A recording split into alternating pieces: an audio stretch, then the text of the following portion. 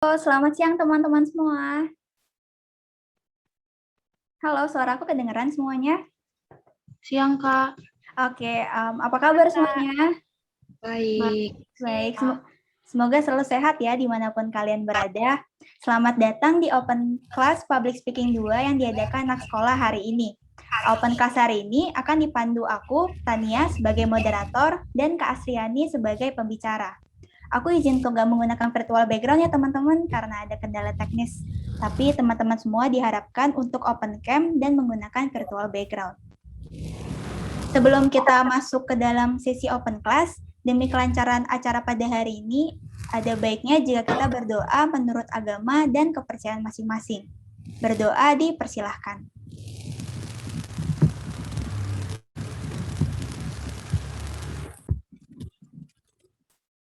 Berdoa selesai. Ada pula tata tertib yang harus diikuti seluruh peserta open class. Yang pertama, peserta diwajibkan mengisi absensi kehadiran di akhir acara yang telah disediakan oleh panitia open class ASK. Yang kedua, peserta wajib mengubah format nama dengan ketentuan nama, underscore asal sekolah, kampus, atau instansi. Yang ketiga, peserta diharapkan menggunakan background virtual yang telah diberikan oleh panitia open class. Yang keempat, peserta diharapkan untuk mematikan mikrofon dan diwajibkan menyalakan kamera selama acara berlangsung. Jadi, bagi teman-teman yang belum menghidupkan kamera, diharapkan untuk menghidupkan kameranya ya. Dan yang kelima, peserta diperbolehkan untuk meramaikan kolom public chat, tetapi dilarang melakukan spam dalam bentuk apapun di luar konteks acara. Yang keenam, peserta dilarang berbicara atau berdiskusi pada kolom public chat dengan bahasa yang tidak sopan dan mengandung sara. Dan yang terakhir, peserta diharapkan tidak keluar masuk room Zoom meeting saat acara berlangsung. Apabila ada kendala, dapat menghubungi panitia secara pribadi melalui kolom chat Zoom. Diharapkan seluruh peserta dapat mengikuti tata tertib agar acara dapat berlangsung dengan baik. Oke deh, kalau boleh tahu kira-kira ada yang pernah mengikuti open class public speaking kita yang sebelumnya nggak ya? Mungkin ada yang pernah? Belum ada ya? Nggak apa-apa. Jadi bagi yang belum pernah mengikuti open class kami, secara garis besar pembicara akan memberikan materi mengenai public speaking, baik secara teori maupun praktik. Nanti juga akan ada sisi interaksi yang dimana peserta akan mempraktikkan teori-teori public speaking yang telah diberikan oleh pembicaranya. Dan di akhir open class akan ada sesi tanya-jawab. Open class ini juga didukung media partner seperti Sejuta Cita, Event Mahasiswa 8, Webinar Kuy, Rumah Sarjana, dan seputar info yang dapat kalian follow juga di Instagram. Aku juga mau remind kalian lagi nih untuk gak lupa menggunakan virtual background yang telah disediakan, lalu mengisi link absensi di akhir acara, dan untuk sesi tanya-jawab nantinya akan diadakan setelah sesi interaksi ya teman-teman. Jadi pertanyaan dapat dikirim melalui kolom chat Zoom di saat kelas dimulai. Jika kalian memiliki pertanyaan bisa disimpan dulu dan bisa ditanyakan nanti di saat sesi tanya-jawab. Yang terakhir, akan ada 10 peserta beruntung yang dipilih dan berkesempatan untuk mengikuti English Conversation Class kami secara gratis. Jadi pastiin lagi kalian semua aktif ya hari ini teman-teman, biar dapat kesempatan untuk menjadi peserta English Conversation Class kami. Oke deh, kayaknya nggak lengkap kalau kita belum kenalan kali ya sama pembicara kita kali ini. Jadi ada baiknya kita kenalan dulu. Boleh di slide-nya diganti teman-teman? Diganti mungkin Sarah. Oke, sepertinya ada kendala sedikit. Jadi, halo Kak Asriani. Kak Asriani, halo.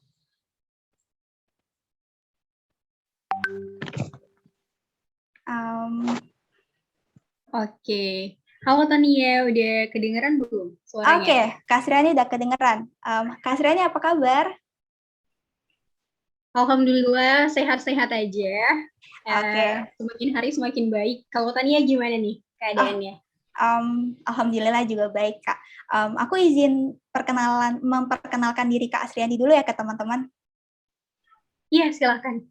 Oke, jadi perkenalan singkat tentang Kak Asriani. Kak Asriani Surya Harahap atau yang biasa dipanggil Kak Asriani merupakan mahasiswi di Universitas Sumatera Utara.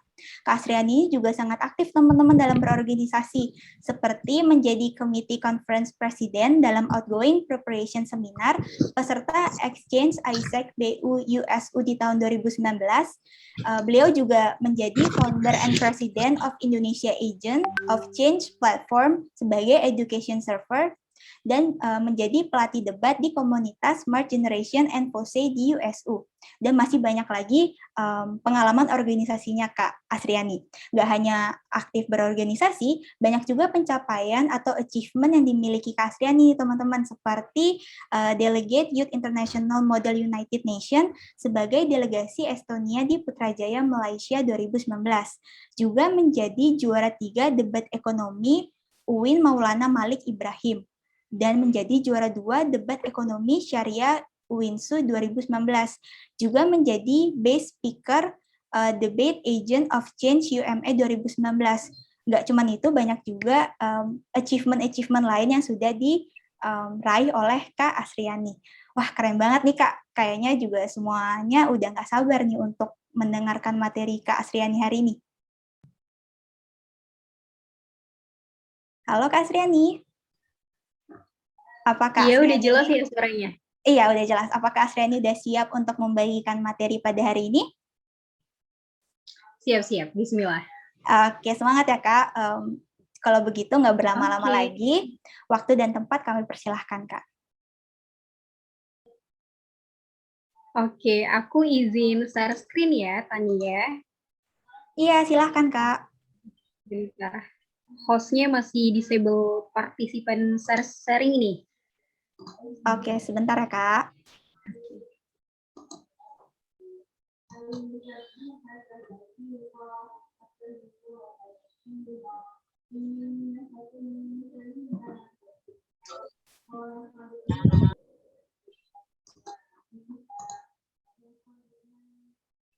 Apakah udah bisa Kak?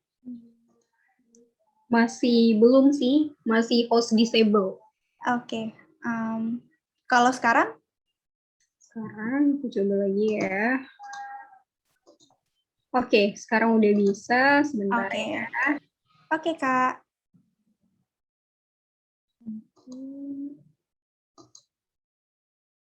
Oke, apakah PPT-nya udah kelihatan semuanya?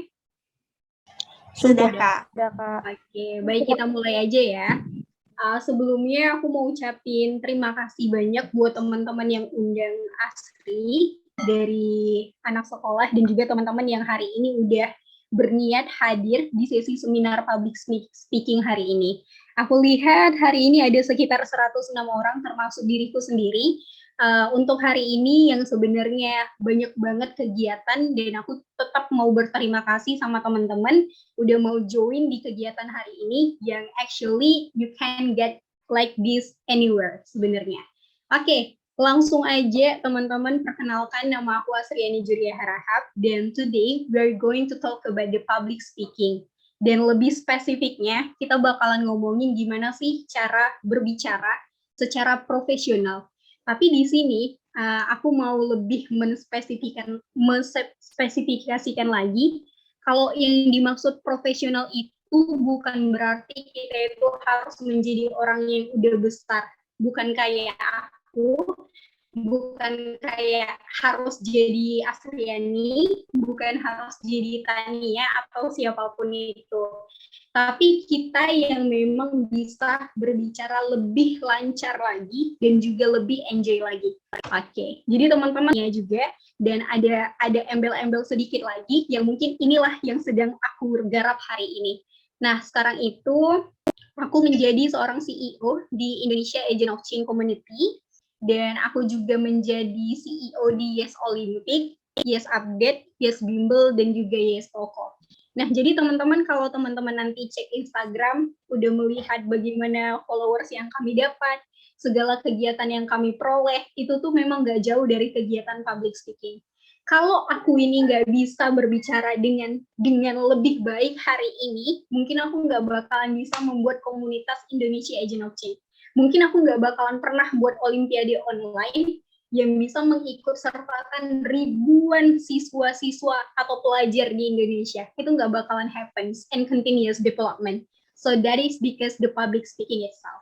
So we are going to next. Kita lanjut sebentar. Nah, firstly, mungkin teman-teman pada nanya, emangnya Kak Astri ini siapa sih? Emangnya apa aja hal-hal yang udah Kak Astri lakukan sehingga public speaking ini benar-benar menjadi penting banget untuk kita lakukan, dan ini adalah salah satu pembuktian bahwa public speaking itu benar-benar so crucial and we have to do and to do that. Jadi kita harus punya dan juga melakukan itu. Kita lihat ini beragam kegiatan yang aku lakukan, mulai jadi exchange menjadi delegasi Indonesia ke sidang PBB, aku juga mencoba berprestasi, aku juga menang debat, kemudian aku juga menjadi nasional gitu kan. Kemudian teman-teman juga bisa lihat aku, kemudian alhamdulillah aku juga kemarin dinominasikan menjadi duta bahasa. Pembahasannya atau bicaranya itu benar-benar menjadi panutan. Jadi aku selalu melakukan ini, of course it all because sederhananya ya karena aku itu benar-benar mau bergerak dan mau mengenal orang lain, sesimpel itu. Nah, nanti kita bakalan bahas lebih jauh tentang tips dan, tapi sebelum itu, teman-teman bisa lihat, ada banyak sekali kompilasi bahwa public speaking itu bukan hanya tentang kita bisa bahasa Indonesia dengan baik dan benar, tapi juga maybe tentang bahasa Inggrisnya, maybe tentang bla bla bla segala macam, itu sangat amat membantu kita, apalagi menunjang prestasi kita di bagian akademik. Jadi kemarin itu aku ikutin kegiatan internet.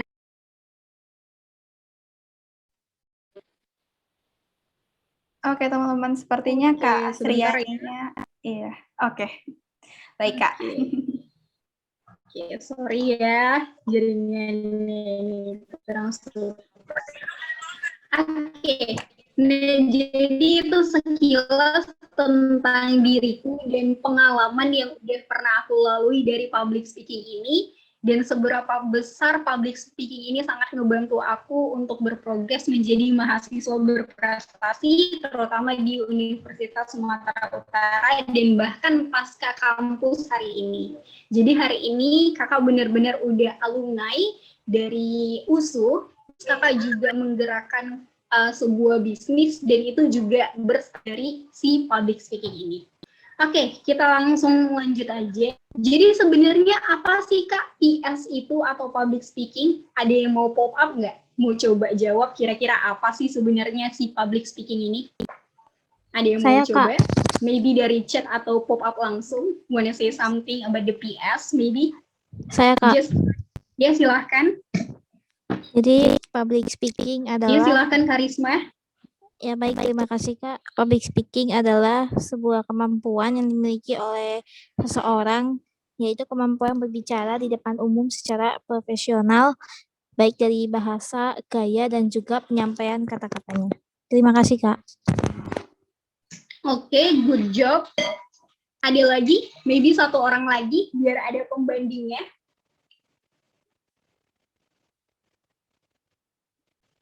It's okay, jangan takut ya, because this is the public speaking training, so we have to do that. Boleh satu orang lagi aja, maybe. Oke, Aprian ya, udah raise hand. Wanna say something about PS? Tes suara aku beneran nggak Kak? Iya, jelas banget. So, to me, public speaking is something skill that people own because to encourage people, basically to influence people to do something what we want.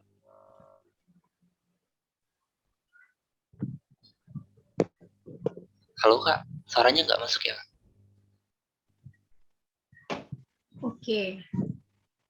Oke, ada lagi? Udah cukup ya? Atau mau ada lagi nih yang nambahin? to encourage. Public speaking is about to encourage, sharing about each other. The winner raise hand. Who wanna say something juga?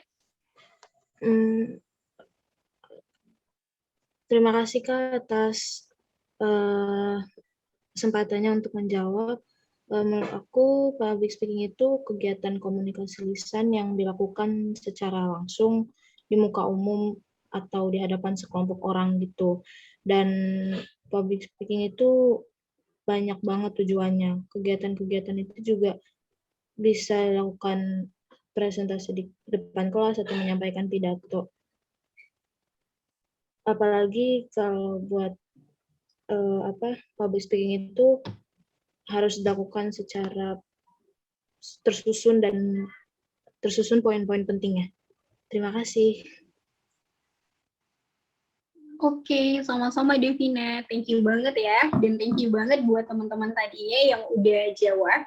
So, aku juga agree sama kalian, sama poin-poin yang udah kalian sebutkan, yang katanya public speaking to encourage each other, public speaking juga buat sharing atau motivate each other, so that is the point that maybe I say also correct. Tapi lebih tepatnya, to sum up, yang aku bisa dengar tadi, public speaking itu adalah soal berbicara di depan umum, which is di depan banyak orang. Nah, mungkin ini udah benar-benar nggak jadi indikator lagi ya. Tentu kita semua tahu bahwa public speaking itu tentu kita berbicara di depan banyak orang, dan itunya biasanya happening di depan umum atau public stage. Pasti benar, pasti always happening like that.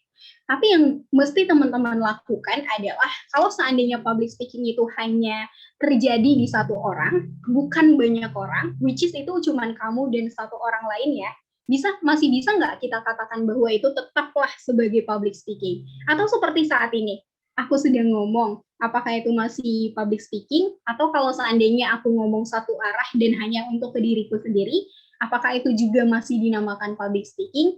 So let's say yes. Jadi public speaking itu sederhananya ya memang benar kita berbicara, tapi bukan hanya di tempat umum. Anywhere, any place, we call it as public speaking. Dimanapun itu teman-teman berbicara, we call it as public speaking. Tapi teman-teman, yang dimaksud dengan berbicara di depan umum itu, literally nggak bakalan bisa memberikan efek yang signifikan kalau teman-teman nggak punya urgensi yang kuat. Misalnya gini nih, kalau dalam kita, anak-anak debat, kalau kita mau ngomong, kita tuh harus punya urgensi. Nah, jadi urgensi ini adalah alasan why we have to say something about it. Nah, jadi kalau teman-teman kenal anak debat, kita tuh orang yang malas banget untuk ngomong sesuatu yang nggak so krusial, nggak begitu penting. Nah, jadi ketika teman-teman melihat ada orang yang profesional banget nih, dia lancar ngomong, dia juga enjoy, itu karena dia benar-benar ngomong berdasarkan dari urgensi. Dia punya urgensi, dia punya alasan, seenggaknya dia punya why, what, and how. Apa yang dia mau sampaikan? Kenapa dia sebenarnya mau menyampaikan itu? Dan bagaimana flow yang dia bawakan? Itulah yang menjadi indikator kita melihat seseorang, oh dia keren banget ya kalau berbicara. Oh yang semua dia sampaikan aku tertarik banget. Nah itu adalah alasannya. Jadi teman-teman kalau memang mau pengen banget terlihat cara public speakingnya itu terlihat bagus banget, salah satu kuncinya we have to have the urgency itself. Jadi teman-teman harus percaya, teman-teman harus punya urgensi dulu nih sebelum berbicara. Kalau enggak, alih-alih teman-teman diperhatikan, bahkan teman-teman terlihat messy. Teman-teman bakalan terlihat berantakan, jadi orang lain itu nggak bakalan ada yang mau agree sama apa yang teman-teman katakan. Itulah makanya ada banyak sekali orang-orang yang dibilang mungkin, sorry to say, agak nggak nyambung nih sama si kawan. Aku nggak suka ngomong sama dia, we not like have the one frequency kayak gitu. Kita nggak satu frekuensi, kita bla bla bla. Tapi kalau teman-teman selalu ngomong dengan adanya urgency, so everybody will hear you, will listen you. Nah itu yang always happening di anak-anak debat. Anak-anak debat itu selalu ngomong pakai urgency. Makanya ketika anak-anak debat ngomong, ini benar-benar bikin orang itu langsung give attention. Nah, itu yang pertama. Lalu yang kedua adalah you have to create your persona speaking atau speaking persona. Jadi teman-teman juga harus punya persona bicara. teman-teman harus punya tendensi, teman-teman harus punya intonasi, teman-teman juga harus punya stress level, body language, kosakata, dan yang paling penting adalah emotional management. Nah, ini nih yang susah banget buat dimiliki anak-anak mahasiswa sekarang. Anak SMP, anak SMA, anak mahasiswa, yang sulit banget dikuasai adalah emotional management. Ketika orang nggak mau dengarkan kita langsung kayak, tolonglah, you have to listen me, bla bla bla bla bla bla. Padahal sejatinya public speaking itu bukan soal paksaan, tapi public speaking itu soal menyadarkan dan ngajak orang lain supaya agree sama apa yang kita katakan. That's the point. So, ini sebenarnya masalah-masalah simple, kecil, yang itu-itu aja. Tapi sebenarnya bakalan bisa kita miliki kalau kita melatihnya pelan-pelan. Cara melatihnya gimana, Kak? You have to listen more. Kalau kita mau berbicara bagus, tentu kita harus banyak mendengarkan orang lain. Ada banyak kok video-video latihan debat, ada banyak video-video latihan public speaking. Maybe kalian juga bisa dengarkan motivasi dari 1%, motivational study, baik itu berbahasa Inggris ataupun Indonesia. Kalian harus semakin banyak mendengar supaya bisa semakin banyak berbicara. Tendensi seperti penekanan, hampir sama sih kayak intonasi. Dan stress level, kalian harus tahu tinggi rendahnya suara yang harus kalian keluarkan, kepada siapa kalian berbicara, kepada siapa, kemudian body language kalian itu juga so important, dan kosakata kalian. Pemilihan kata-kata yang kalian keluarkan itu mengindikasikan seberapa pintarnya kita. Bukan terlalu pintar, I mean kayak seberapa bijaksananya kita, dan seberapa banyak buku yang kita baca, atau seberapa banyak hal yang kita dengarkan. Dan the last point yang aku bilang tadi, emotional management. Teman-teman nggak perlu marah ketika orang lain itu nggak setuju sama posisi teman-teman. You have to know that is literally biasa aja, itu udah lumrah. That's the point is, you have to learn about how to make the other people is really interested about you. Jadi teman-teman harus mulai belajar bagaimana cara umumnya supaya banyak orang itu mudah setuju dengan posisi kita, mudah setuju dengan kata-kata kita, mudah tertarik bla bla bla segala macam. Emotional management itu harus banget dan penting banget. Nah, ini yang bakalan kita bahas di slide selanjutnya. Jadi teman-teman, let's say bicara itu ada aturannya. Kalau bicara itu nggak ada aturannya, mungkin nih, our world is gonna messy. Bakalan berantakan banget kalau seandainya bicara itu nggak ada aturannya. Bener ya? Mungkin teman-teman juga ngerasa itu. Mungkin teman-teman juga pernah bilang sama temennya teman-teman, tolonglah dijaga bicaranya, dijagalah ucapannya. Tolonglah jangan terlalu tinggi nadanya. Tolonglah lihatlah lawan bicaranya. Like that. Of course, it always happen in our daily conversation. Karena memang benar, bicara itu ada aturannya. Tapi nggak semua orang tahu aturan di dalam pembicaraan. Oke, simpelnya adalah kita nggak boleh terlalu kasar nih sama lawan bicara. Kita nggak boleh keluarkan kata-kata kotor. Kita nggak boleh nunjukin orang. Kita nggak boleh terlalu kelihatan menguasai perdebatan. Itu adalah aturan yang mungkin kita semua udah tahu. Tapi teman-teman juga harus tahu, ternyata ada aturan lainnya yang bikin si public speaking ini benar-benar jadi luxurious atau exclusive. Nah, this is one that we were going to talking about. Oke, sebentar. Nah,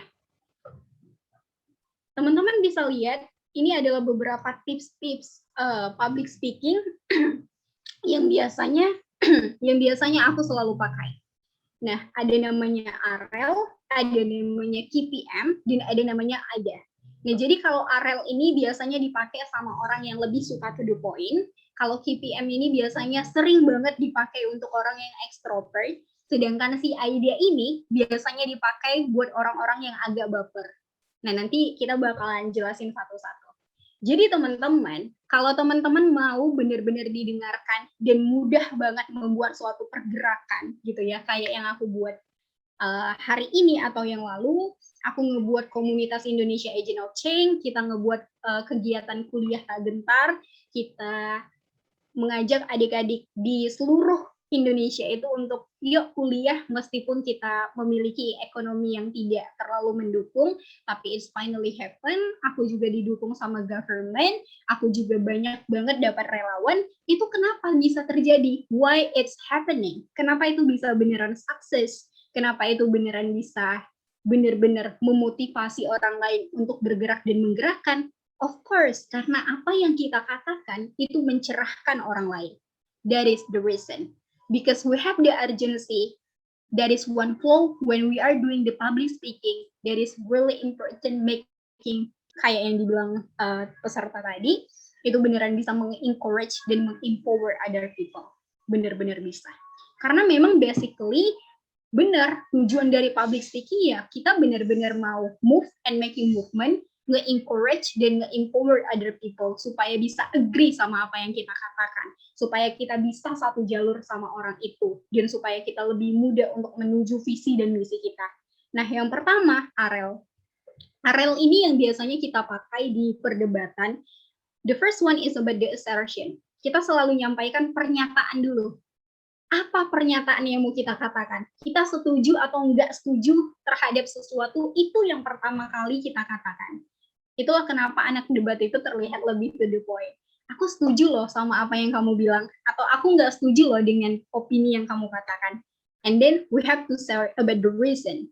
Lalu balik lagi ke reason. Kita lanjut ke reason.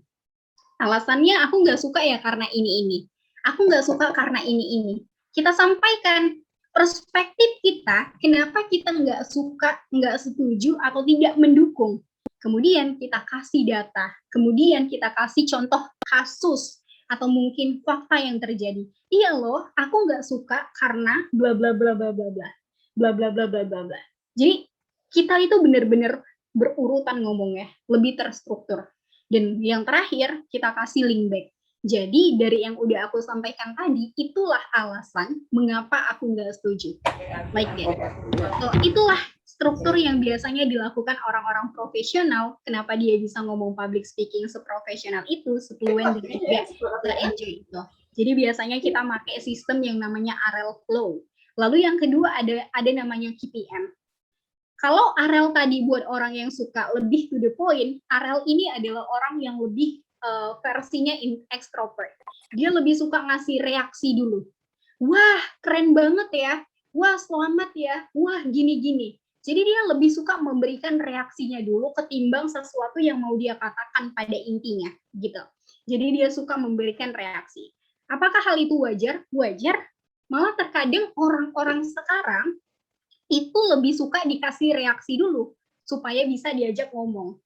That is the point, biasanya. Jadi kalau misalnya nih aku ngomong sama Tania, aku belum terlalu dekat sama Tania. Jadi kalau aku bilang nih, Tania, tadi MC-nya bagus banget ya. Nah, gara-gara reaksi yang aku kasih, mungkin Tania bakalan jadi oh iya aware dia. Ternyata aku MC-nya bagus ya. Oh ternyata gini. Ya udah kita maybe bakalan bisa ngomong banyak hanya karena reaksi yang aku kasih tadi.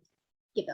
Jadi kalau teman-teman adalah tipikal yang memang nggak bisa to the point, nggak ada salahnya memberikan reaksi. Dan berilah reaksi yang memang sewajarnya. Nggak juga kayak, wih sumpah cantik banget deh, gini. Itu terlalu berlebihan juga nggak bagus. Terkadang hal yang berlebihan pun bikin lawan bicara kita kayak, oke, I wanna cut you. Aku nggak mau ngomong lagi sama kamu, karena udah terlalu out of the box, nggak nyambung gitu. Jadi reaksi itu ada karena hal sesuatu yang dilakukan. Nah, that is the point. Teman-teman nggak usah mengada-adakan sesuatu yang nggak ada. Karena itu bukanlah unsur atau dasar yang mau kita bilang di sini. Kemudian reaksi itu tadi ya, reaksi atau shocking statement, hampir sama lah. Lalu dilanjut dengan learning atau yes man. Jadi ketika teman-teman udah ngasih reaksi, teman-teman bisa mengikuti apa yang dia katakan. Kayak tadi misalnya, Tania bagus banget ya nge-MC-nya. Iya bener, aku juga pernah nge-MC dan kayak gitu gini. Jadi kita bisa ngasih pandangan yang hampir serupa. Yes man, kita ngikuti alur yang dibawakan si kawan. Atau bahkan teman-teman yang kita sedang lakukan pembicaraan. Gitu. Kemudian masuklah ke behavior. Kita mulai masuk mendalami sikap daripada orang tadi. Nah, ini benar-benar orang ekstrovert banget. Dia lebih suka untuk masuk ke objek daripada diri dia sendiri. Gitu. Dan inilah pentingnya. Biasanya orang-orang ketika berbicara, dia maunya hanya didengar. Bener nggak sih? Tapi kalau di struktur KPM ini, dia lebih mendengar dulu, baru dia berbicara. Dan itu adalah jenis-jenis pembicaraan yang dilakukan seorang leader. Dan aku always doing this. Di kantor aku, sebelum kita mulai rapat, aku selalu bilang, oke, Nisa gimana hari ini? Oke, Tegar gimana hari ini? Ya, apa yang udah kamu alami? Dan di ISEC, kita selalu ngelakuin itu. Jadi atasan nggak pernah ngomong duluan untuk bilang, kamu salah, kamu salah. Enggak, kita selalu bilang, oke, dari staff gimana? Oke, dari manajer gimana? Dari LCP gimana? Kita selalu mendengar dulu. Kemudian baru kita masuk. Oh iya, gini-gini ya. Oh iya, bla bla bla. Baru kita udah setelah masuk init, baru kita kasih result. Iya, bla bla bla bla bla segala macam. Gitu. Jadi dengan adanya struktur dan ketika teman-teman udah terbiasa dengan ini, orang yang menjadi lawan bicara kita bakalan nyaman banget sama kita dan it will be happening continuous development. Bakalan terus berlanjut, terus-terusan, believe me. Ya bakalan kayak gitu, karena memang itulah yang dilakukan sama orang-orang profesional di luar sana. Dan yang terakhir, ada namanya AIDA. Jadi kalau teman-teman bukan orang yang extrovert, bukan orang yang suka to the point, AIDA mungkin bisa jadi salah satu pilihan teman-teman. Nah, kalau bicara AIDA, aku juga orang yang sedikit AIDA sih, tapi cukup jarang sih. Tergantung lah situasi dan momentumnya. Nah, jadi kalau kita pakai AIDA, pertama yang kita lakukan adalah sharing awareness. Wah, di sana gini-gini ya. Wah, aku kasihan banget deh gini-gini. Nggak salah untuk memberikan empati kita. Nggak salah sama sekali. Tapi yang menjadi salah adalah ketika orang berempati, dia hanya bisa berempati seterusnya, dari awal hingga akhir. Padahal, titik dari public speaking yang diawali dengan empati adalah dilanjut dengan ketertarikan. Jadi misalnya aku punya temen nih, dianya itu orang yang sedikit lemot. Aku kasihan banget deh sama kau yang agak lemot. Ternyata kasusnya adalah kupingmu sebelahnya nggak berfungsi ya. Kau udah hebat banget loh, udah bisa tetap mau hidup sampai hari ini karena kau itu diejek-ejek, bla bla bla segala macam. Nah, kita puji juga orang itu gitu. Kita kasih interesting juga hal apa yang bikin kita menarik dari hal yang kita empatikan. Like that. That is the point actually. Jadi sebenarnya itu adalah orang-orang profesional yang sering lakukan. Dia nggak pernah menganggap sesuatu itu salah. Walaupun itu ada hal yang tidak menarik, dia coba angkat sesuatu yang menarik dan bisa dijadikan pembicaraan. Jadi dia angkat awareness itu, lalu dia bilang, aku tertarik, like that. Terus yang ketiga, kita kasih desire. Kita bisa bahas studi kasus, like that lah misalnya. Kayak, oh iya aku juga punya deh temen yang gini-gini, tetanggaku juga gini-gini. Baru terakhir kita kasih aksi. Udah nggak apa-apa, gini-gini. Jadi itu closing remark yang benar-benar pas banget. Gitu. Jadi ketika teman-teman mengimplementasikan maybe 1, 2, 3 dari konsep public speaking ini, ya teman-teman bakalan bisa jadi profesional public speaker. Kayak yang aku bilang tadi, yang pertama, yaitu fluent dan juga enjoy. Karena kalau dibilang Evan, salah satu founder dari 1%, dan beliau adalah tutor aku sampai hari ini, dia selalu bilang gini, Asri, sebenarnya aku bisa jago ngomong hari ini, itu bukan karena aku banyak ngomong, tapi aku benar-benar banyak mendengar dari member-member aku, dari staff-staff aku, dan dari anak-anak yang aku ajarin. Ternyata seperti itu. Dia benar-benar banyak mendengarkan dulu, kemudian dia hanya membawakan alur dari pendengaran yang dia dengar tadi, gitu simpelnya. Dan dia juga bilang, aku juga sama kok kayak Asri, aku juga masih deg-degan kalau ngomong, apalagi kalau di acara-acara event internasional, aku masih sama nervousnya, aku masih segrogi itu, tapi yang perlu kamu ketahui bahwa aku punya manajemen emosional tadi. Dan itu yang bikin aku tetap stabil. Gitu. Nah makanya teman-teman nggak usah deh banyak pikiran kayak aku tuh mau bener-bener jago ngomong ini, aku pengen jadi debater yang handal. Tapi teman-teman kalau seandainya belum menguasai self management itu, emotional management itu, alih-alih kita membuat orang lain percaya sama apa yang kita katakan, mereka bakalan udah nge-look down kita duluan gitu. Jadi memang yang terpenting, you have to bring yourself with the personal branding yang lebih baik lagi. Apa yang kita lakukan, apa yang kita katakan, dan bagaimana penampilan kita terlihat, itu benar-benar menjadi paradigma yang kuat untuk kita didengar. Itu beneran happening, and always like that. Oke, karena waktunya nggak banyak juga, I think udah pas sekian 20 menit, and now let's we do interactive session. Oke, mungkin untuk sebelum memulai ini, apakah akan dikembalikan ke Tania dulu, atau kita lanjut, Tania? Oke, sebelumnya aku mau menyampaikan sesuatu. Wah, materi yang dibawakan oleh Kak Asriani ini sangat menarik ya teman-teman, apalagi aku aja sampai terkagum-kagum dengan cara pembawaannya Kak Asriani, cara pembawaan materinya sungguh baik, dan kita pun jadi pengen denger terus gitu. Nah, mungkin biar lebih teorinya lebih masuk lagi di kita, mungkin kita bisa melakukan sesi interaksi kali ya Kak. Jadi mungkin bisa Kak Asriani jelaskan dulu sesi interaksi seperti apa yang akan kita lakukan, baru nanti kita akan, kalau ada yang mau volunteer mengikuti juga boleh, kalau nggak ada nanti kita pilih.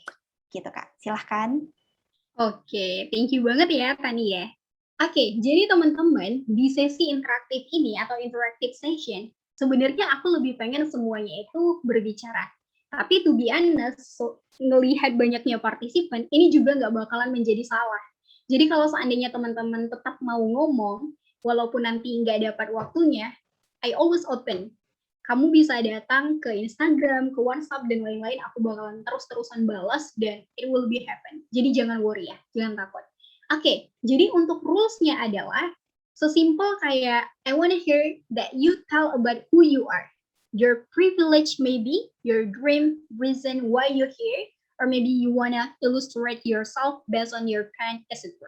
Jadi gini, kita mulai dari hal yang simple aja deh. Kalau teman-teman ngomongin public speaking ini kan benar-benar umum ya.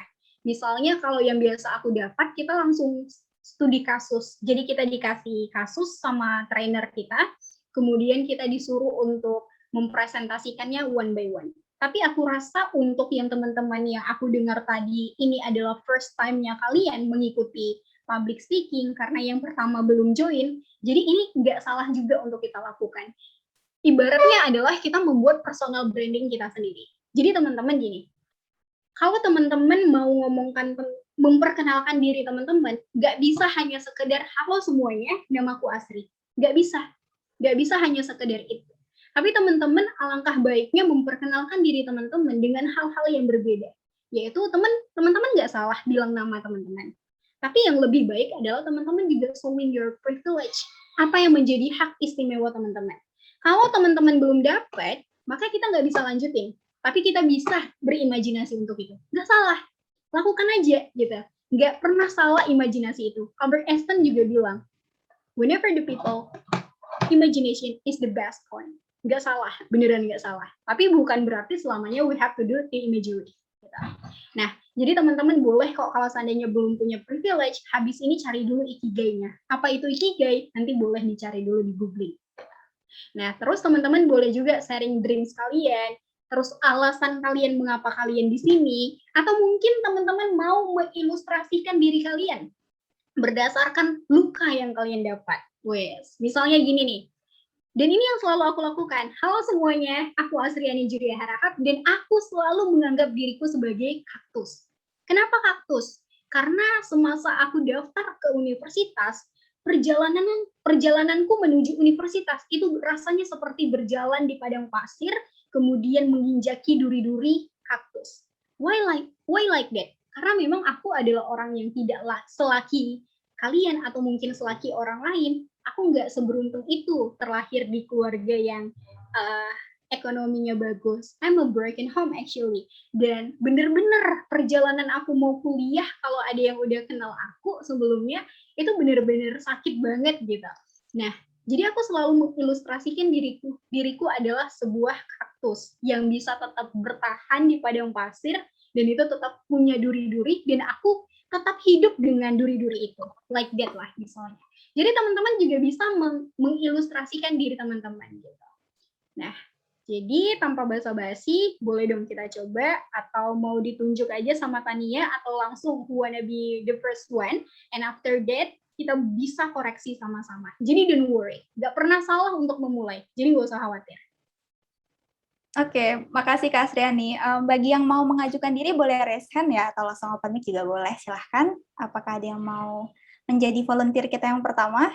Gak apa-apa, jangan malu-malu teman-teman. Ini kan public speaking ya. Jadi memang tujuan public speaking ini untuk melatih kalian untuk berani ngomong di depan publik. Ayo. Siapa yang mau raise hand mungkin?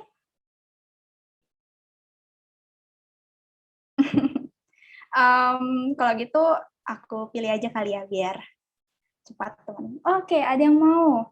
Kak Aprian. Oke. Silakan Kak Aprian. Halo Kak, salam kedengaran.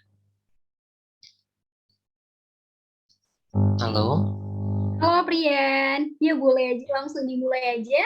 Maybe you Kak. wanna tell about something, go on. Halo Kak Asriani, thank you so much for the material. Actually, this is my first time gabung di ASK yang kedua Kak. Jadi I'm so sorry ketika ada mungkin materi-materi yang pertama yang aku bisa apply sekarang.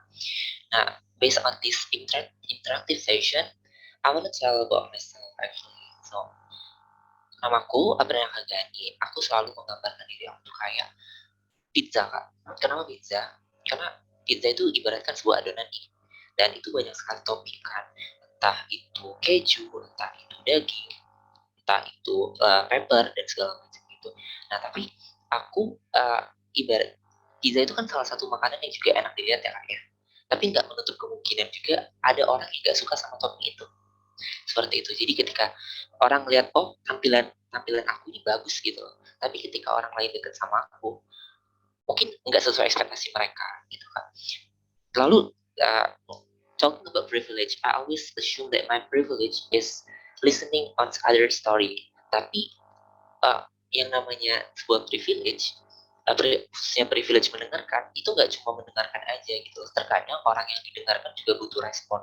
Nah, aku tuh masih ada kendala Kak, ketika memberikan timbal balik ataupun respon kepada mereka. Jadi, dan saya merasa bahwa privilege itu sebenarnya tidak terlalu menjadikan privilege bagi saya sendiri Kak. I think that's all for me. Thank you so much for the opportunities. Thank you Kak. Oke, thank you banget ya buat Aprian. This is gonna be the first one and luxurious, I think. Ini benar-benar kayak pembicaraan yang udah bagus banget deh di awal. Thank you banget Aprian Akagani. Dan aku suka banget filosofi atau ilustrasi yang Aprian coba berikan, like himself trying to compare himself like a pizza, kayak pizza. Jadi kayak pizza yang punya beragam topping, dan itu benar-benar unik sih. Bagus banget, aku tertarik dengan Aprian. Bener sih, kayak kita tuh sebagai orang yang suka mendengar, dan atau bahkan kita juga mendengarkan orang lain, terkadang orang lain itu juga butuh responnya. Dan itu nanti yang mungkin bakalan di sum up sama aku. Nanti kita bakalan bahas lebih dalam ya buat Aprian. Mungkin ada lagi nih yang wanna try? Ada lagi yang wanna try? It's okay. Nggak usah malu-malu, santai aja.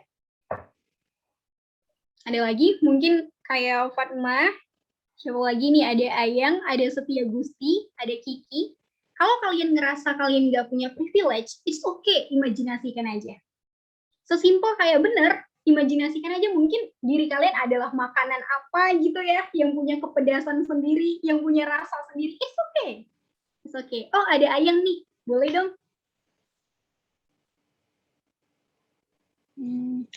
Hai. Hai Ayang. Hai, Kayak manggil aku pacar ya? Ayang. Hai, aku Ayang dari Surabaya. Aku adalah seorang mahasiswi semester 11. Saya merupakan salah seorang pecinta. Saya merupakan salah seorang yang menyukai isu-isu tentang perempuan. Contohnya saya tertarik dengan legalisasi aborsi, dan juga kalau diibaratkan tentang benda seperti yang disebutkan oleh Kak Asriani tadi, saya mungkin merupakan benda seperti benda sponge. Jadi saya suka menyerap banyak ilmu atau banyak cerita. Mungkin saya merupakan pendengar yang baik juga, tapi kadang kalau misalnya saya sudah penuh, jadi saya udah nggak kuat dengerin. Saya akan, oke, stop, sorry, aku gak bisa dengerin dulu, aku butuh istirahat, seperti itu. Maaf kalau misalnya belum bagus public speakingnya, masih belajar, baru kelas pertama. It's okay. It's okay. Bagus banget, Kak. Makasih banyak ya, Ayang. Atau ada lagi yang mau Ayang sampaikan? Ya, kayak manggil sayang ya. Oke. Ya, oke, makasih banyak buat 2 contoh tadi. Mungkin ada bolehlah 1 atau beberapa lagi, atau bahkan semuanya it's okay. Nanti kita bakalan, aku udah nyatat juga dari ilustrasi yang kalian sampaikan. Nanti kita bakalan coba bantu untuk gimana ngasih flow yang lebih baik lagi. Renata, wanna say something?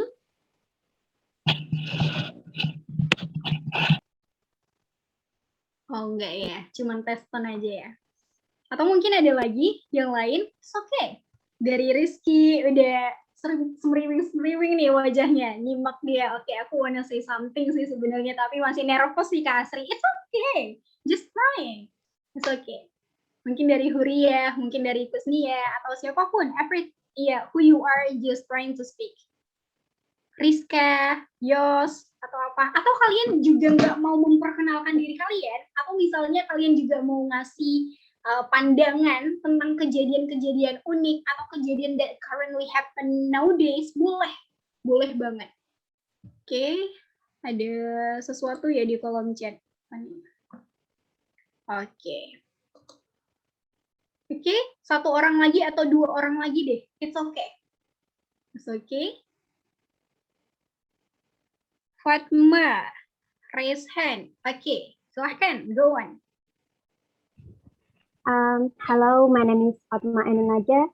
I'm a student, and aku berpikir bahwa diriku sama seperti diary kosong yang dimana di situ aku harus mengisi dengan apa yang aku mau untuk membentuk diriku seperti apa. Ya, saya pikir itu sudah cukup ya.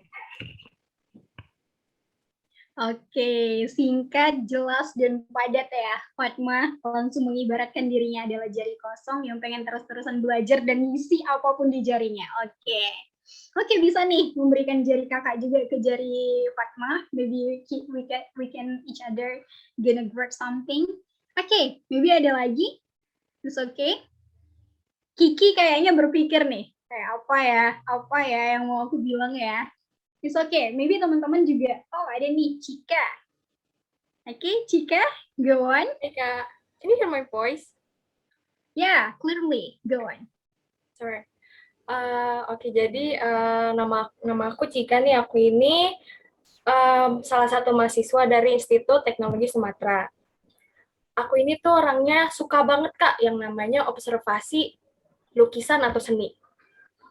Terutama karyanya Vincent van Gogh.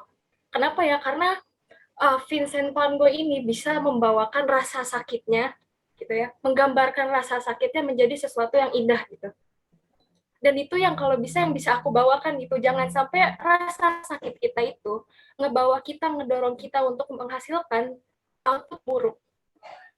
Vincent van Gogh ini dia itu belajar seni enggak dari kecil, dia dari umur 20-an, tapi dalam kurun waktu 3 tahun, 5 tahun, dia udah bisa menjadi salah satu perseni yang merubah style seni dari satu zaman ke zaman lainnya gitu.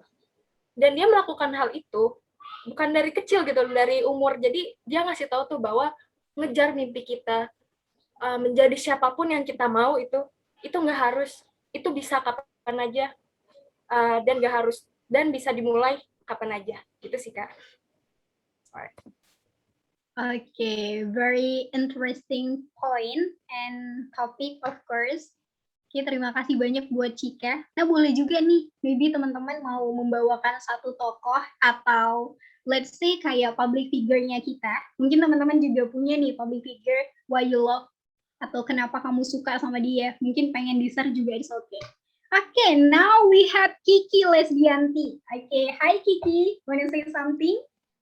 Hai Kak, terima kasih Kak. Maaf karena Kiki juga sekalian dengan kuliah, jadi membagi 2 tempat. Wow, it's okay. Jadi teman-teman, perkenalkan saya Kiki Krisdianti. Kalau Kiki sebenarnya bukan orang yang suka berimajinasi dan mengenai privilege juga. Jadi Kiki memang apa ya, kalau dengan orang-orang tuh memang suka yang orang mendengarkan orang setiap cerita. Jadi kalau Kiki dengan teman-teman tuh lebih apa sih yang kamu alami hari ini? Jadi Kiki tuh suka banget denger cerita orang-orang. Jadi dari cerita-cerita orang tersebut tuh bisa dijadikan inspirasi dan apabila itu tuh kejadian yang memang apa ya, memang kurang baik atau itu tuh bisa dijadikan pengalaman untuk Kiki selanjutnya. Nah, untuk mengenai eh, orang yang dijadikan idola sih. Kalau Kiki bukan idola sih, Kak, lebih ke panutan ya. Untuk akhir-akhir ini tuh Kiki sering banget belajar mengenai psikologi ataupun kesehatan mental. Karena apalagi di kondisi yang pandemi kayak gini itu banyak banget yang berpengaruh tentang kesehatan mentalnya. Jadi Kiki itu lebih belajar bagaimana sih cara kita agar kita mencintai diri kita sendiri dan untuk tokoh yang Kiki sering anut itu BTS, Kak. Karena prestasinya yang banyak dan juga kayak Namjoon atau leadernya itu pun Kiki sangat suka dengan cara public speaking-nya, cara berbicaranya waktu menghadiri sidang PBB, Kak. Terima kasih. Ya, itu juga yang to be honest ya, Kiki itu juga part yang kakak suka juga. Kakak bukan orang yang suka Korea-Korea banget, tapi entah kenapa ketika ngedenger mereka ngomong itu, to be honest, itu juga yang kakak tulis dalam buku kakak. Jadi kakak kemarin sempat buat buku, judulnya itu Freedom Writers, tentang kebebasan penulis. Kakak di situ nulis tentang kehidupan kakak yang kakak alamin, dan teman-teman di komunitas kakak Indonesia Agent of Change. Kita udah buat juga bukunya, and to be honest, yang dibilang dia, itu kakak tulis juga. Kakak masih ingat tuh, yang dia bilang, we have learned to love ourselves, so now I urge you to speak about yourself. Like that lah, panjang juga. Kakak suka banget tuh bagian poin itu. Oke, mungkin satu orang lagi, dan terakhir kita bakalan ngasih transparansi ya. How about everything that you have said before? Okay, maybe the last one. Jangan sampai menyesal loh setelah ini, ya sayang banget deh tadi aku nggak sempat ngomong di interactive session, terus nanti nge-PC adminnya, tolong dong Kak, kasih kesempatan lagi dong. Like that. Okay, we have one, Karisma Mayang. Go on. Baik Kak, terima kasih. Jadi diperkenalkan, nama saya Karisma Mayang Puspita, salah satu mahasiswa dari Universitas 11 Maret. Saya akan bercerita tentang kesukaan saya. Jadi saya tuh suka dengan membeli buku dan juga bercita-cita ingin menulis buku seperti kakak. Cuma kadang kalau misalkan mau nulis itu suka idenya tiba-tiba hilang gitu. Kadang-kadang ada, kadang-kadang enggak gitu. Bahkan kemarin pas lomba ini SHI udah mau ditutup, nah ide itu baru muncul, jadi bener-bener kayak pusing banget gitu Kak. Jadi gimana sih caranya ya biar ide kita itu ada terus dan nggak sampai deadline gitu. Pada akhirnya nggak jadi ikutan gitu. Dan ada satu buku yang menurutku bagus gitu. Judulnya itu buku novel gitu, tapi tentang lupa lagi judulnya. Intinya bagus banget isi dari buku itu.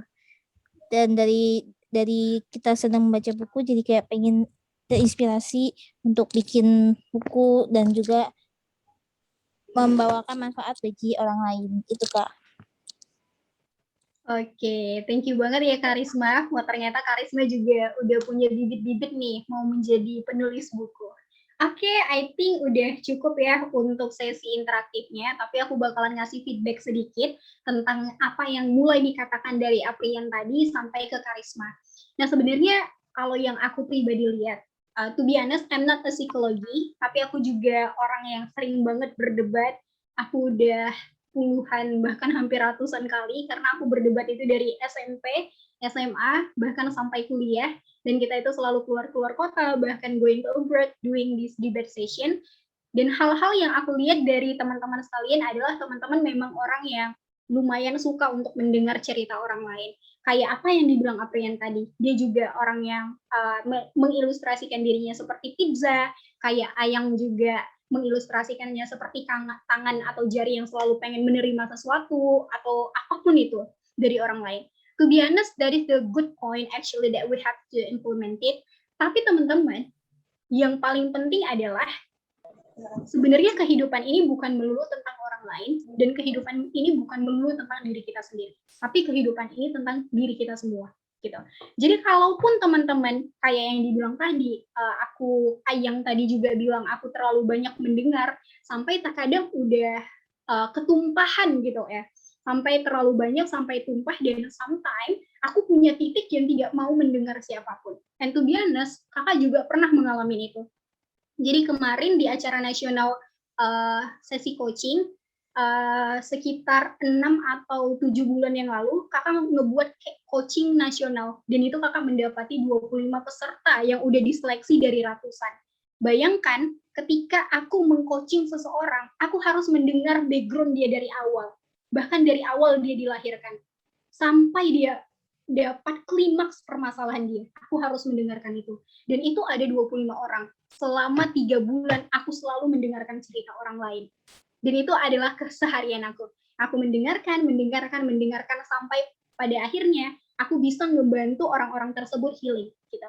Jadi benar teman-teman, kita tuh terkadang capek banget untuk mendengar, atau terkadang kita juga jadi ngasih yes man aja gitu. Jadi kayak yes man aja. Oh iya, iya. Jadi ini gimana? Oh iya, bagus kok. Menurut kamu ini gimana? Udah nggak apa-apa. Udah bisa kok itu, udah bisa. Udah pas. Ini bagus nggak untuk aku? Iya bagus, mantap. Kita seolah memberikan perkataan pada umumnya yang seperti itu hanya untuk mengatakan sesuatu agar sesuatu itu cepat kelarnya. Gitu. Itu benar juga sih, terkadang ya terserah teman-teman juga, tergantung status quo-nya, tergantung situasinya. Tapi teman-teman, ada nih filmnya tentang yes man.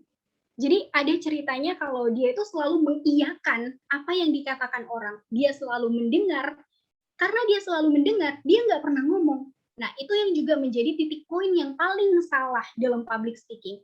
Ingat, public speaking is about wanna move and making movement, dan juga wanna encourage and empower other people.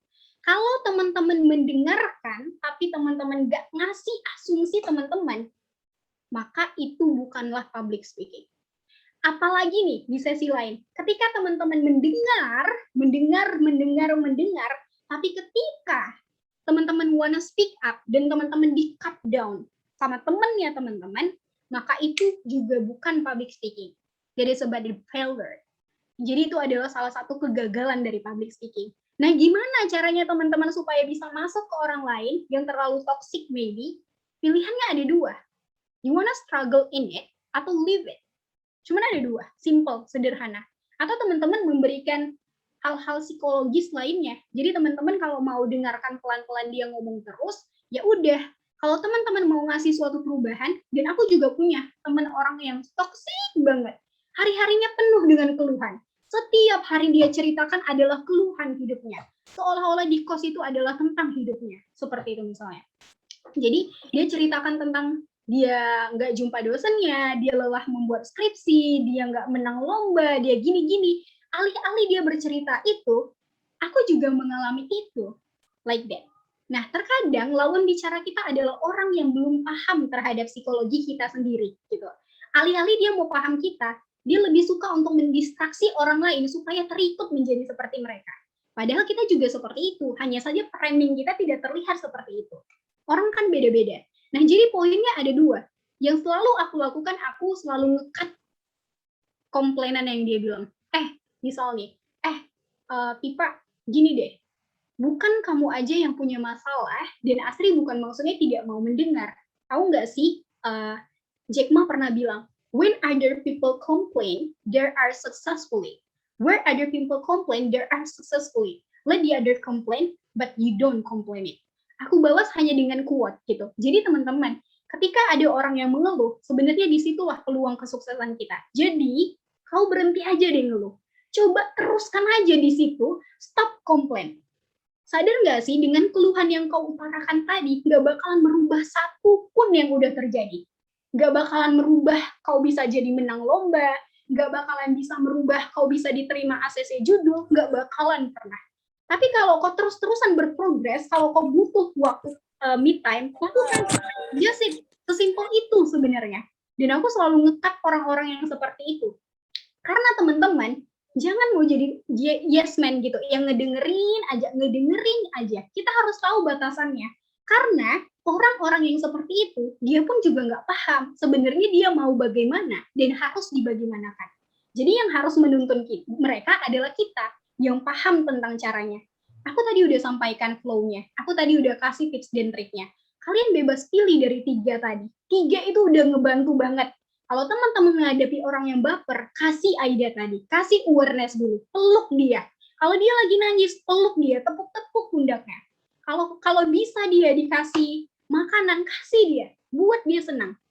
Setelah itu ajak ngomong, gitu. Berikan, orang itu kan beda-beda. Kalau ada orang yang mungkin kayak aku orang yang kurang suka diajak terlalu bincang-bincang, bla bla bla segala macam. Kasih arelnya. Bilang, kau itu kenapa?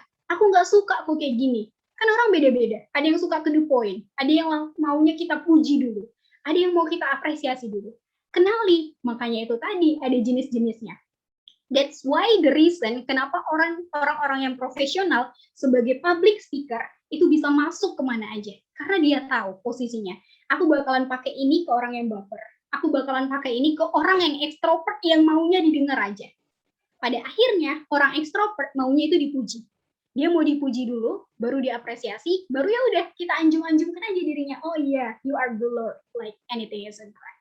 Tapi kalau kita nggak cut partnya, part kapan kita dengerin dia, part kapan kita apresiasi dia, part kapan kita harus berikan dia juga insight, that's gonna be fail. Gitu.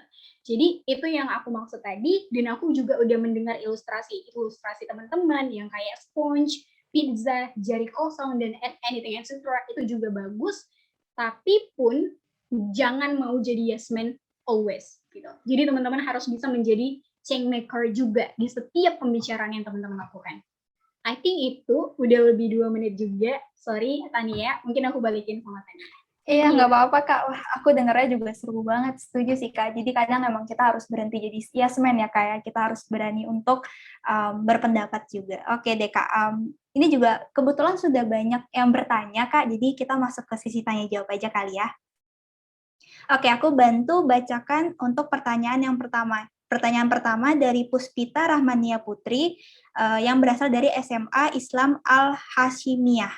Pertanyaannya Kak, izin bertanya Kak, bagaimana cara agar kita ngomong di depan orang ramai tapi tanpa merasa deg-degan?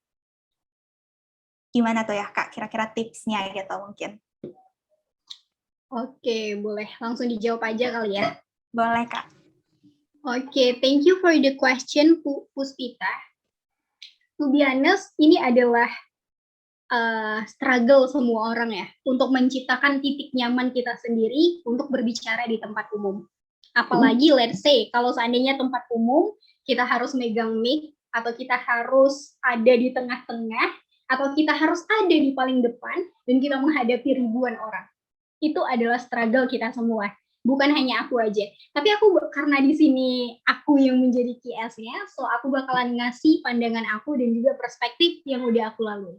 Jadi waktu kelas SMP, aku lupa kelas berapa, aku ikut lomba baca puisi atau monolog. Dan bayangkan kalau kita bermonolog, we have to be expressive. Kita harus penuh dengan ekspresi. Dan masalah yang aku alami hari itu adalah aku nggak bisa megang sesuatu apapun itu di tempat umum. Aku nggak bisa megang mikrofon, aku nggak bisa megang paper, aku juga nggak bisa megang alat perkakas lainnya untuk mendukung kegiatan bermonologku. Lantas apa yang aku lakukan? I try to practice di depan ayahku, gitu. Jadi yang orang-orang tadi yang nantinya bakalan aku jumpai, aku ambil salah satu contohnya, yaitu ayahku. Aku minta ayahku di depan, ya coba perhatikan us, coba perhatikan aku bakalan showing attraction gitu. Kemudian aku coba megang mic dan ternyata bener masih getar-getar. Jadi setiap yang aku pegang itu getarannya kuat banget. Bener-bener kuat banget. Memang ngomong aku lancar, tapi apa yang aku pegang itu seolah-olah getar terus, nggak henti-henti. Jadi hal yang aku lakukan adalah mencari titik kenyamanan. Aku tanya sama ayah aku, ya bagusnya gimana ya tangan ini biar nggak getaran? Oh ternyata ayah aku bilang, ya udah simpelnya adalah kalau orang megang mic begini, kekuatan getarannya kan lebih cepat ya. Tapi kalau seandainya megangnya begini, ini kan jari ini menahan atas. Jadi kalaupun bergetar, dia akan tertahan. Jadi getarannya hanya maju ke mundur, bukan begini, bukan melingkar seperti ini. Kalau seandainya kayak gini kan bakalan gini-gini. Tapi kalau kayak gini, ini bakalan ditahan sama jari atas. Jadi dia bakalan hanya maju mundur gitu. Dan itu tidak terlalu terlihat. Jadi teman-teman, coba cari dulu titik kelemahan teman-teman. Kalau di aku nggak bisa megang mic dulunya. Sampai sekarang, mic manapun sini. Kalau bisa aku yang ngambil duluan mic itu. Dan saking senangnya kayak gitu. Jadi teman-teman harus temuin dulu titik kelemahan. Itu yang pertama, titik kelemahan aku. Kemudian yang kedua adalah aku orang yang tidak bisa menatap dulunya. Aku takut banget natap mata orang lain. Karena bagiku, mata orang lain adalah mata yang bikin aku nggak bebas untuk melihat kemana-mana. Kalau dalam psikologis, kalau kita melihat ke atas, kita itu anak yang bandel. Kalau kita melihat ke bawah, kita adalah orang yang sok munafik, nggak pernah mau mendengarkan. Kalau kita melihat ke kanan, kita dibilang bohong. Kalau kita melihat kiri, kita juga dianggap anak berandalan. Jadi aku harus melihat kemana? Of course, ke depan. Jadi aku coba melatih nih, gimana cara bisa melihat ke depan. Oh ternyata aku coba melihat, oh ternyata yang aku perhatiin adalah, oh abang ini punya mata indah ya. Gitu. Oh dia punya ini ya, oh dia punya ini. Dan itu hanya kayak jadi game aja gitu. Jadi kayak hal-hal yang bisa diambil sisi menariknya aja. Cuman buat kita jadi, oh gini. Dan ternyata aku gini mikirnya, memahami orang lain tidak pernah menjadi masalah. Oh dia punya ini, oh dia gini. Bukan berarti kita nge-judgment, tapi kita memahami dan lebih, oh oke, oh iya gitu. Jadi nggak ada salah juga. Dan aku di situ udah mulai belajar kalau menatap mata orang seseru itu gitu. Karena ketika kita melihat dia, coba deh bayangkan teman-teman kalau teman-teman ketika ngomong dan temennya teman-teman malah main handphone atau bahkan melihat kayak ngelamun, asik nggak sih? Of course nggak. So ya Bu, ya benar. Salah satu caranya ya benar-benar kita harus menatap mata dia. Kalau teman-teman susah banget buat melihat mata, coba artikan versi mata itu bukan mata dia, tapi mata orang yang harus teman-teman pahami. Entah itu ibunya teman-teman, entah itu bapaknya teman-teman. Kalau teman-teman udah memberikan imajinasi lain, maka itu bakalan mudah banget. Sesimpel itu, beri arti sendiri terhadap masalah yang teman-teman gak bisa selesaikan. Gitu. Jadi ya kita harus bisa kreatif sendiri teman-teman gitu. Misalnya kalau teman-teman nggak suka sama satu orang, teman-teman itu dibuat satu kelompok sama dia.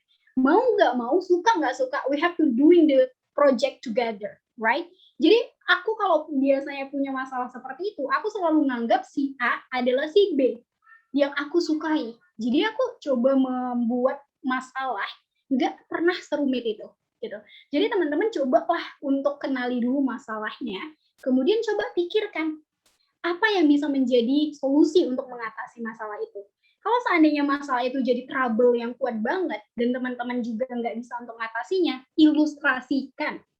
Albert Einstein bilang kayak gitu, sesimpel masalah sebesar apapun, misalnya teman-teman lagi berantem nih sama temen atau sahabat atau siapapun itu, dan dia nggak pernah mau minta maaf.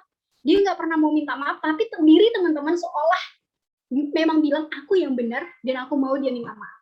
Sesederhana kayak teman-teman berpikir, oke, dia udah minta maaf dan ya udah, I'm feeling fine, gitu. Dan itu yang biasanya happening juga di diri aku. Kalau aku punya masalah dan aku nggak bisa selesain sama orang itu, kalau nggak kebawa mimpi, maka terselesai sendiri dalam imajinasi. Oh dia datang, dia minta maaf, udah selesai. Besoknya aku ceria lagi, gitu. Jadi cobalah buat virus inspirasi di diri sendiri sebelum teman-teman ngasih ke orang lain. Karena itu that's the point banget. Dan kalau untuk soal deg-degan, kayak yang aku bilang tadi, bahkan Kak Evan aja, yang founder dan CEO 1%, dia bilang, aku masih deg-degan, Asri. Aku bener-bener totally 100% deg-degan.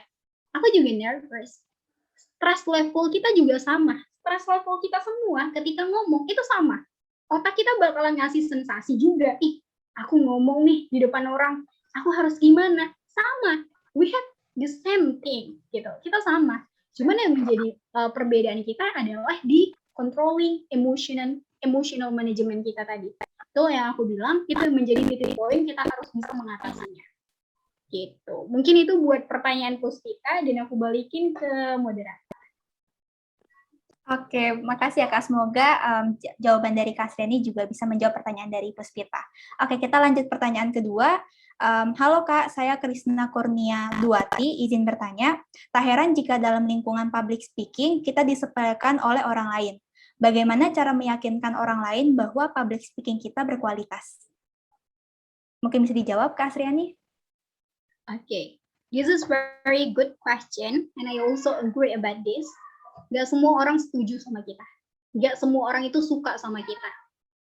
Salah satu jawaban yang paling mudah untuk menyelesaikan kayak gini adalah cuma ada dua pilihan.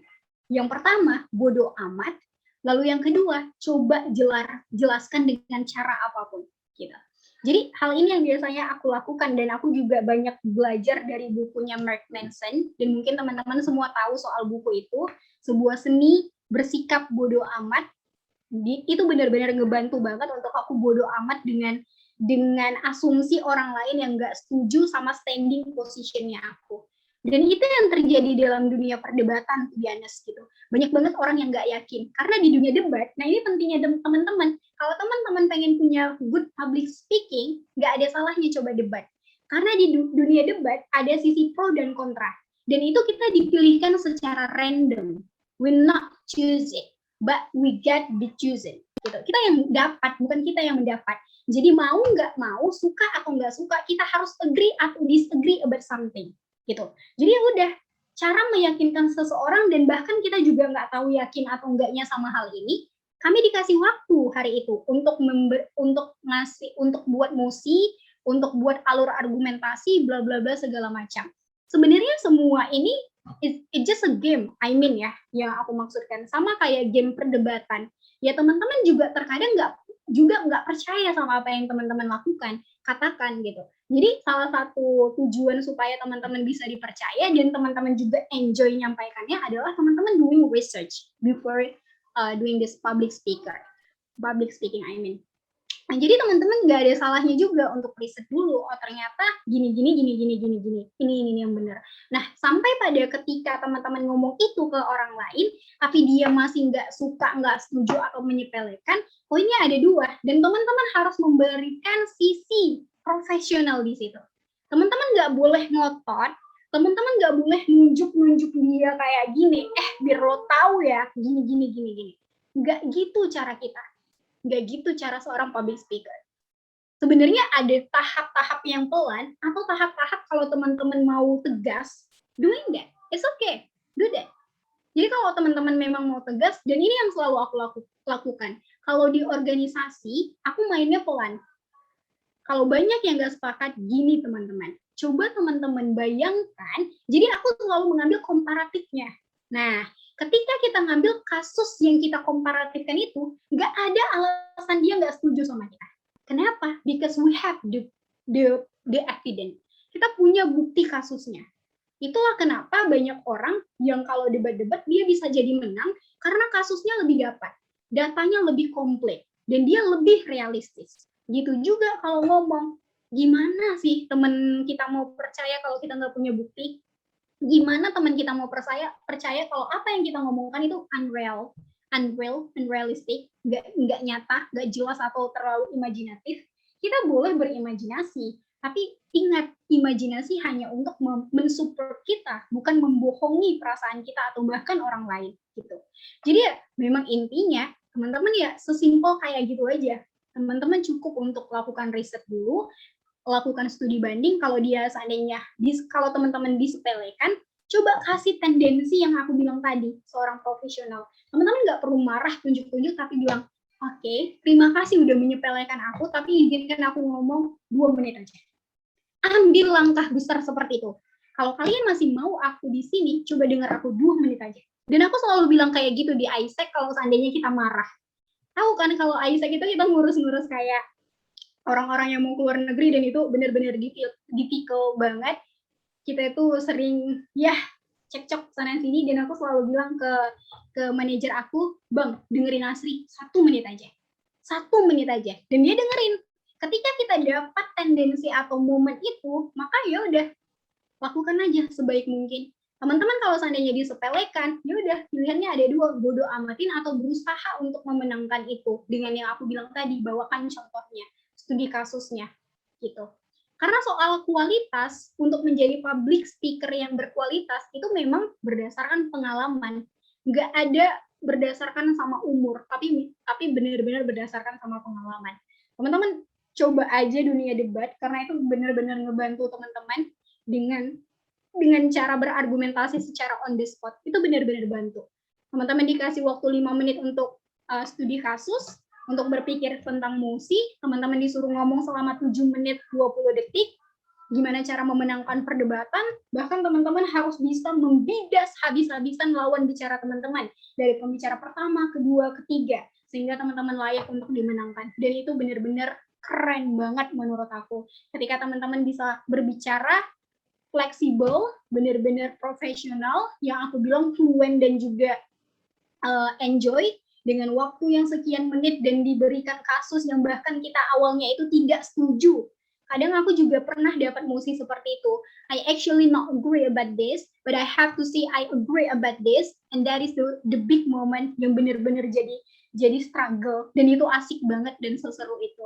Dan teman-teman kalau memang menghadapi seperti itu, kayak yang aku bilang, aku dapat mosi, aku sebenarnya nggak suka sama ini, tapi aku harus bilang aku suka sama ini. Maka jadikan itu hanya sebagai permainan gitu. Kalau terkadang gitu sih, kita kayak menjadikan diri kita musuh sendiri. Jadi ya sahuti aja musuh itu. Coba berikan titik ketenangan untuk itu, kemudian teman-teman coba untuk lari sejenak untuk itu, kemudian balik lagi ke situ, and finally everything is okay. Gitu kalau menurut aku untuk pertanyaan Krisna tadi, dan aku balikin ke Tania. Oke, Kak. Menurut aku juga setuju sih, Kak. Jadi mungkin cara terbaik untuk membalas orang yang menyepelekan kita dengan menunjukkan kualitas public speaking kita mungkin ya, Kak. Oke deh, untuk pertanyaan terakhir mungkin, halo Kak, saya Jenny, izin bertanya, apakah dalam public speaking gerakan tubuh dalam berbicara itu diperlukan, dan saran Kakak bagaimana cara kita nggak grogi pada saat ngomong di depan umum? Begitu pertanyaan Kak. Oke, thank you Jenny for the question. Nah, mungkin ini juga kita semua pastinya tahu, tentu dalam setiap hal yang kita katakan, kita butuh yang namanya body language atau gerakan tubuh atau bahasa tubuh.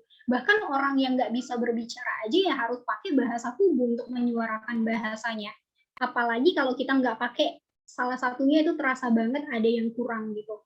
Karena bagi aku, nih misalnya nih, kenapa sih Kak Asri tadi pakai PowerPoint, kenapa nggak langsung ngomong aja? Kan Kak Asri bisa ngomong.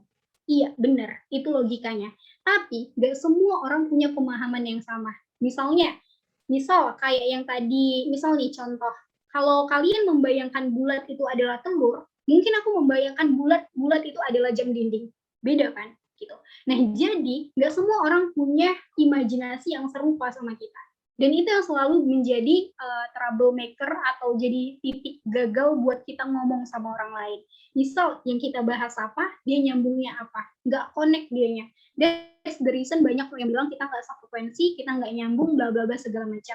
Itu karena kita nggak bisa memahami titik daripada, oh ternyata orang ini butuhnya lebih. Gitu. Dan nggak pernah menjadi salah juga kita memberikan itu di awal. Di awal, baik buat orang yang udah kita kenal ataupun belum kita kenal. Karena memang untuk memberikan body language itu, ibaratnya kita sungguh ekspresif untuk menyampaikan itu. Dan entah kenapa, ketika kita memberikan itu, to be honest, itu bakalan jadi nge-flow dan ngasih ekspresi juga sama orang lain. Coba bayangkan deh, misalnya, kamu curhat, kamu bilang kamu sakit, parah, kamu mengalami patah hati, dan lain-lainnya, tapi kamu nggak nangis. Gimana lawan bicaranya itu mau paham?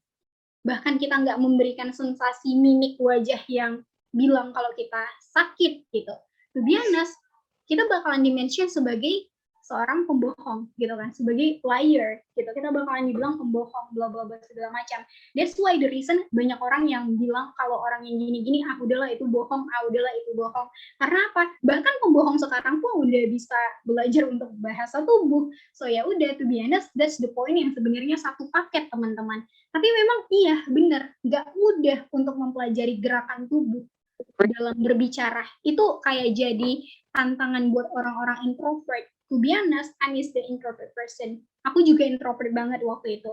Cuman karena aku nyadar aja, banyak kali orang-orang yang nggak nyambung sama aku gitu. Karena imajinasi aku yang terlalu imajinatif, maka aku berusaha untuk belajar. Memang start learning by doing, belajar pelan-pelan. Aku mulai tertarik dengan drama, aku mulai tertarik dengan sastra, makanya aku kuliah di sastra. Aku tertarik banget dengan puisi, aku tertarik banget dengan monolog, kayak foto yang kalian bisa lihat tadi, se-ekspresif itu diri aku sekarang, padahal dulunya enggak sama sekali. Muka aku begitu datar, muka aku benar-benar clumsy, kaku, dan lain-lain. Jadi memang semuanya itu butuh dengan proses. Dan gimana aku bisa mengatasi itu, caranya adalah kayak yang aku bilang tadi. Anggap aja sesuatu yang menjadi masalah, imajinasikan kepada hal yang mudah untuk kalian atasi. Misal, aku tuh nggak mudah banget untuk bisa menangis di depan orang lain. Padahal ketika aku bermonolog, aku harus nangis di kata-kata itu. Maka, hal yang aku lakukan adalah aku mengimajinasikan bahwa aku melihat mama aku yang marah-marah dan aku nangis hari itu. Dan itu sakit banget ketika aku dimarah-marahin. Itu sakit banget rasanya, karena mama aku orang yang jarang marah, dan ketika marah itu rasanya seperti dunia ini kayaknya bakalan nggak ada gitu. Jadi aku bakalan nangis gitu. Jadi teman-teman harus imajinasikan. Kalau seandainya nggak bisa, imajinasikan aja gitu. Teman-teman harus bisa kreatif sendiri menciptakan solusi dari masalah dirinya teman-teman. Aku nggak bisa bilang nih, kamu harus begini, karena kita orangnya berbeda gitu. Mungkin aku bisa dengan kata membayangkan orang tua. Mungkin ada yang nggak bisa, karena mungkin udah lah mama aku kan orangnya menjengkelkan, dikit-dikit marah, alih-alih nangis, yang ada aku marah. Jadi di titik poin yang seharusnya aku nangis, aku malah marah yang ada kalau membayangkan mama aku ke Asri. Ya benar, itu yang aku bilang tadi, kita nggak sama. Jadi kalian coba untuk cari alternatif lain. Kalau nggak bisa membayangkan orang tua, bayangkan siapapun. Kalau nggak bisa membayangkan siapapun, coba bayangkan diri sendiri, kasus apa yang paling menyakitkan di diri kalian, coba kayak throwback ke situ, and finally you will be like crying gitu. Jadi ya kalau seandainya kita nggak nemu di diri orang lain, nggak nemu di surrounding environment-nya kita, ya salah satunya ya balik ke diri kita. Nggak bohong kalau seandainya kita bilang kita nggak punya itu, pasti kita punya semua itu gitu. Jadi ya of course, menurut aku dalam public speaking itu memang perlu banget, bahkan se-importantnya itu. Makanya ada tuh yang tadi aku bilang, tendensi, intonasi, stress level, itu mendukung banget. Barulah datang si body language. Kalau kalian nadanya tinggi, tapi kalian nggak ngasih gerakan, orang nggak bakalan tahu kalau kalian marah.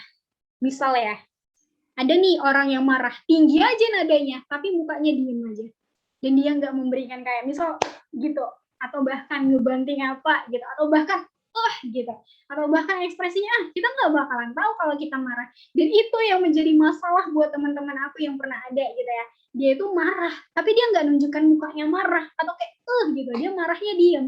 Gimana kita mau tahu dia marah? Memang ada orang yang seperti itu, baik enggaknya tergantung orang itu juga gitu. Cuman yang terpenting kalau seandainya kita mau menyampaikan informasi, ya memang itunya harus dari kita. Kalau kita nggak melakukan itu, jangan harap kita bakalan menemukan frekuensi kita. Jangan harap.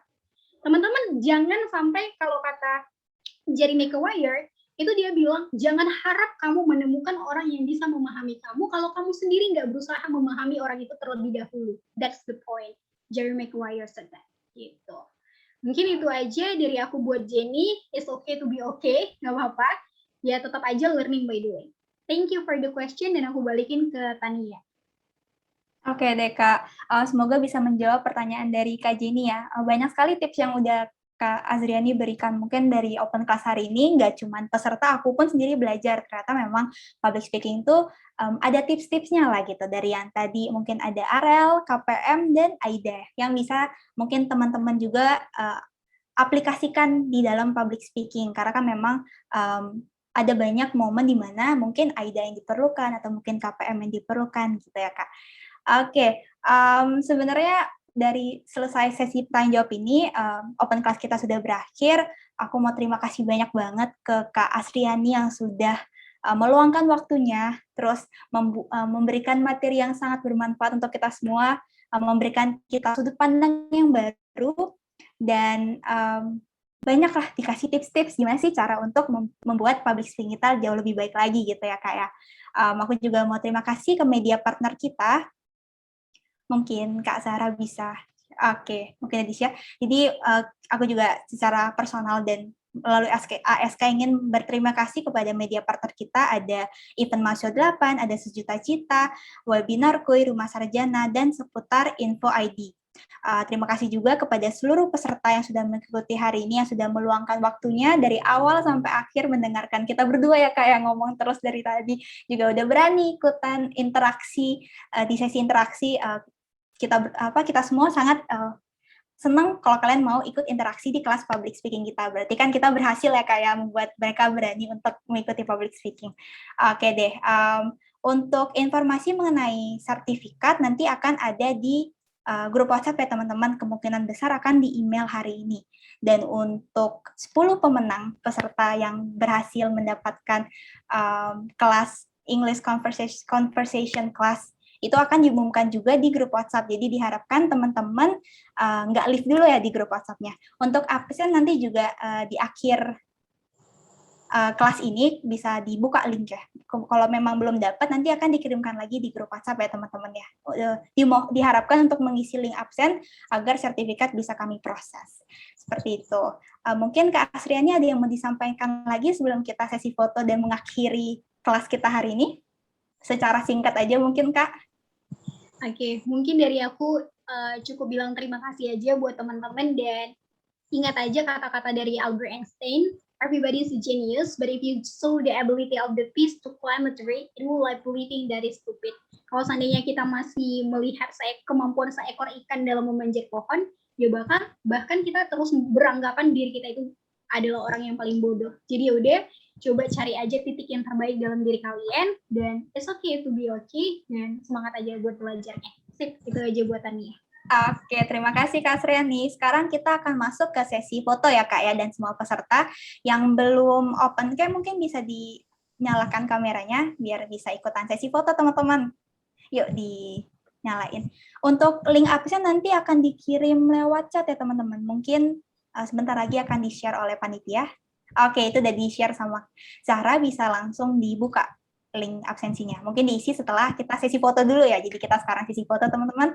Apakah semua sudah menyalakan kameranya? Mungkin yang bisa, boleh banget teman-teman kita nyalain. Kapan lagi kan kita bisa foto sama Kak Asriani gitu. Oke, yang panitia untuk foto apakah sudah siap? Oke, semuanya juga udah siap ya. Oke, untuk sesi fotonya aku yang pimpin, jadi nanti 1, 2, 3 di screenshot gitu ya teman-teman. Jadi boleh pose dulu. Oke, saat kita mulai ya. 1, 2, 3. Mungkin satu kali lagi ya, mungkin gaya bebas teman-teman biar nggak tegang. 1, 2, 3. Oke deh teman-teman, terima kasih ya yang sudah mengikuti kelas hari ini. Nggak cukup lagi terima kasih untuk Kak Asriani yang sudah hadir dan memberikan materi, dan teman-teman juga semuanya. Jangan lupa untuk mengisi link absensi ya teman-teman, dan jangan leave grup dulu. Oke deh, sekian kelas hari ini. Mohon maaf jika ada salah-salah kata dari aku dan Kak Asriani dan semua anak sekolah. Kita bersama-sama mengucapkan terima kasih. Sampai jumpa teman-teman di kelas berikutnya. Ikutan lagi ya teman-teman kalau kita bikin kelas selanjutnya. Terima kasih. Terima kasih Kak Asriani. Terima kasih semua peserta. Thank you ya, izin live ya teman-teman semuanya. Oke Kak Asriani. Terima kasih, Kak. Oke, terima kasih semuanya. Thank you, Kak. Iya, terima kasih. Terima kasih, Kak. Terima kasih juga sudah datang. Terima kasih ya Kak. Izin pamit Kak. Iya, terima kasih.